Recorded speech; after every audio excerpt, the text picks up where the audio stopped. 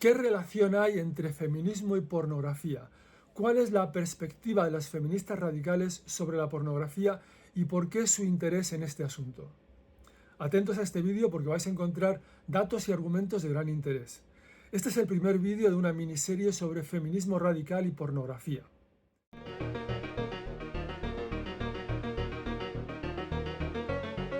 Hola a todos y bienvenidos a Criterio Ético. Desde finales del siglo XX, las últimas décadas del siglo XX, el movimiento de las feministas radicales, y quiero aclarar que aquí radicales no es un adjetivo, sino el nombre propio con el que se conoce este movimiento, vienen librando una batalla, una auténtica cruzada contra la pornografía. Primero en Estados Unidos, donde tuvo gran éxito en su momento, y después se extendió rápidamente a Canadá, Australia, Reino Unido, y ahora estamos viviendo sus consecuencias ideológicas de un modo muy manifiesto en Europa continental y en España de modo concreto.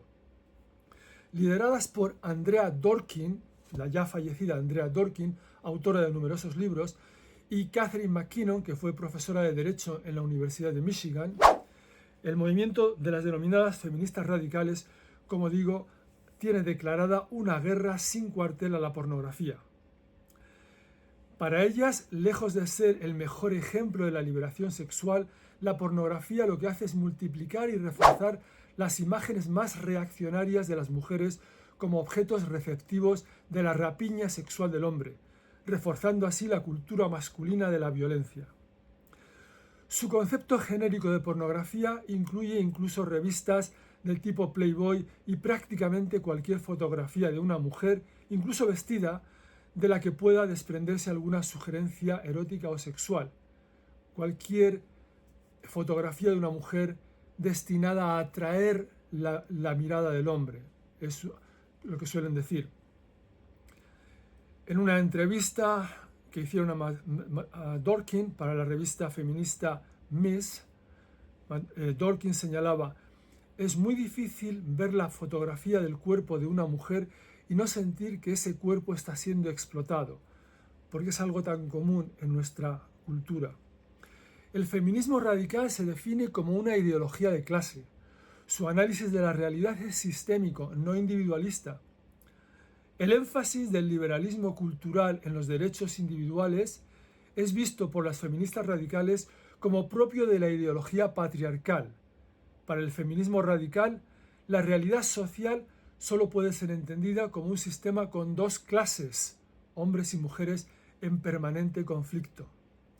En la misma naturaleza del hombre está el impulso de dominar y subyugar a la mujer, un impulso que frecuentemente se convierte en deseo consciente, según las feministas radicales, que insisten en que el hombre, desde su tradicional posición de poder, ha construido un sistema político, económico y sociocultural dirigido a garantizar su supremacía y a mantener a la mujer bajo su talón.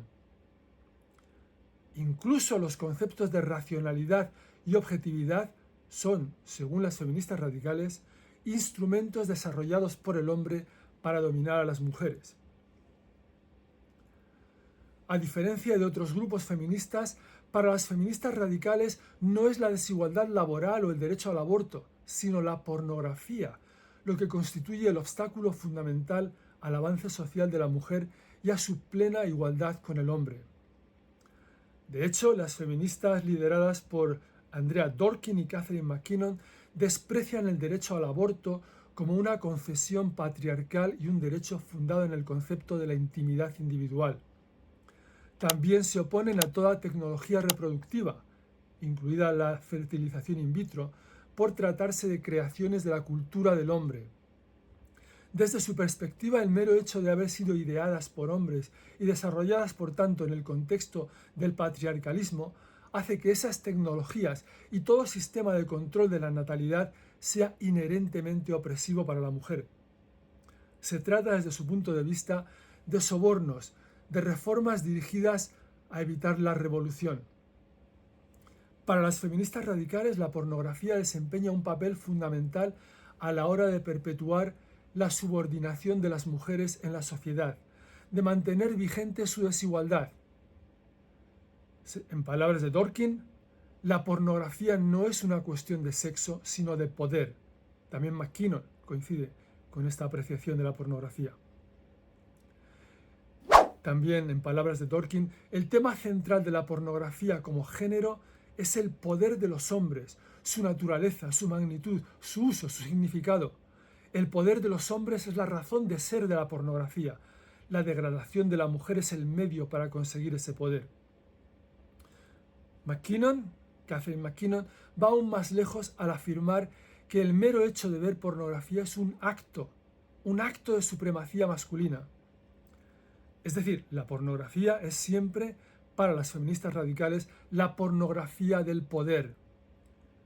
En el gráfico lenguaje que usan Dworkin y MacKinnon, es un instrumento de opresión creado por los hombres para perpetuar sus privilegios, el arma con el que se intimida y se amordaza a la mujer para que siga siendo lo que es. Desde esta perspectiva, la pornografía se convierte, por tanto, en un peculiar recurso que utilizan los supremacistas del sexo masculino para caracterizar a la mujer, para describir, diríamos, a la mujer y convencer tanto a hombres como a mujeres de que esa es la verdadera naturaleza de la mujer, que la ficción pornográfica no es tal ficción.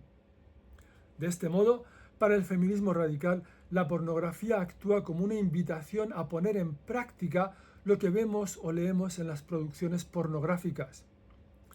Y cumple su función de modo eficaz, pues dado que todos los hombres son por naturaleza supremacistas, según las feministas radicales, no experimentan mayor dificultad en creer que la pornografía refleja fielmente la naturaleza femenina.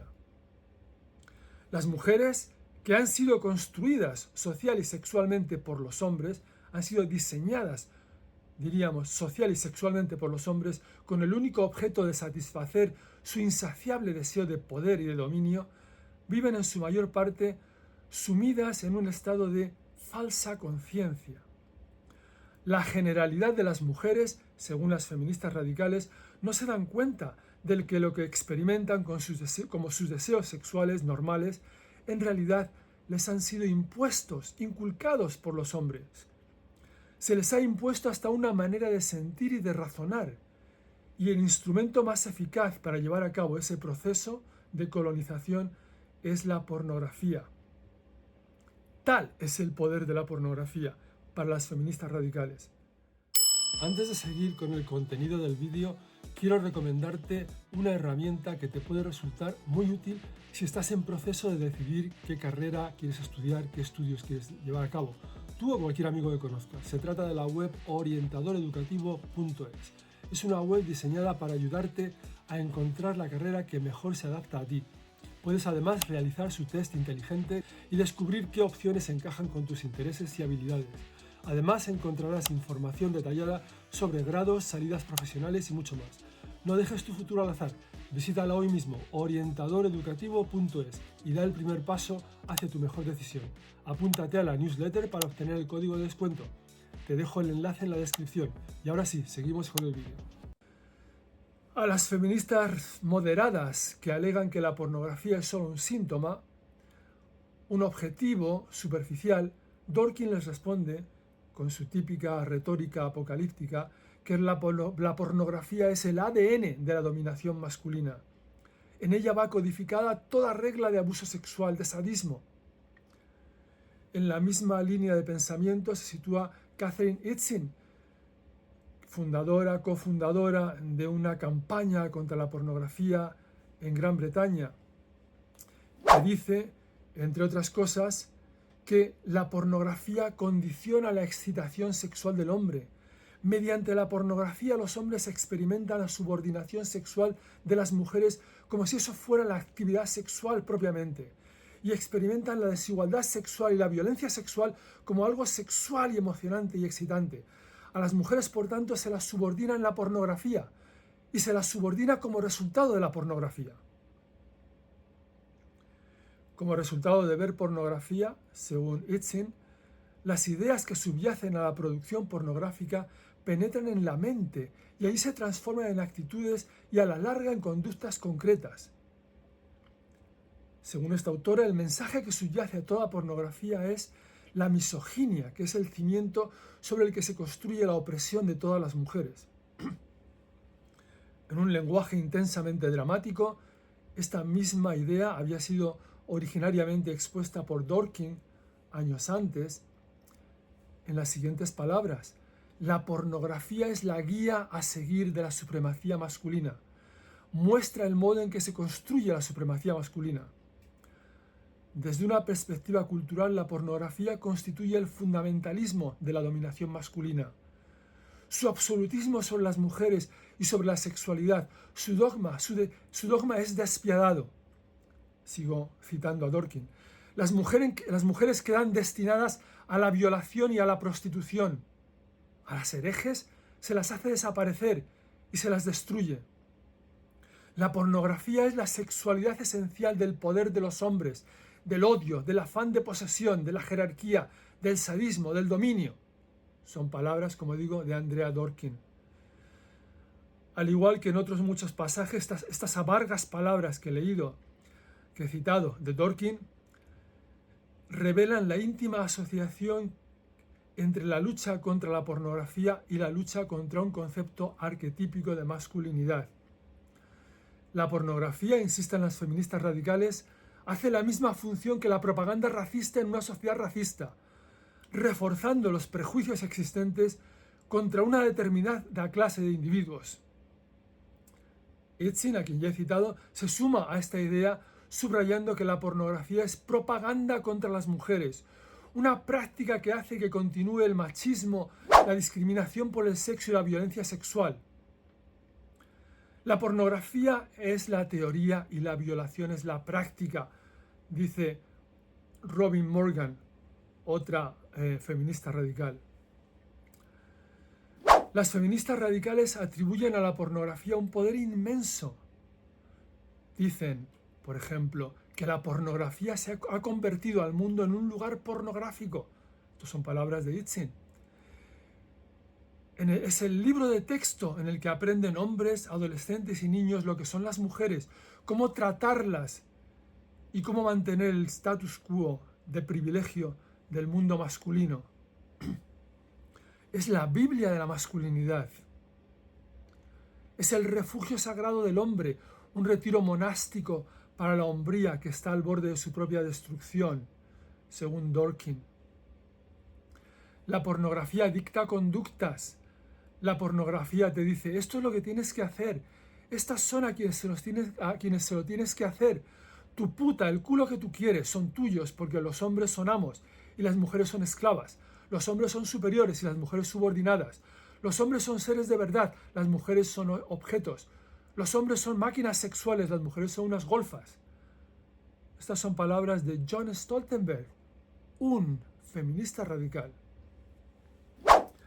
Desde la perspectiva de las feministas radicales, todos los hombres, en tanto en cuanto se afirman como tales, forman parte de una conspiración universal para subyugar a las mujeres, para destruir su humanidad y convertirlas en objetos. También a los hombres homosexuales les une una tácita complicidad con los hombres heterosexuales en esa trama universal de la supremacía masculina. Los hombres homosexuales, especialmente en el mundo de las artes y de la moda, conspiran con los hombres heterosexuales para aplicar la regla de la supremacía masculina según la cual la mujer ha de ser una cosa, frente a la cual el hombre se pueda sentir hombre.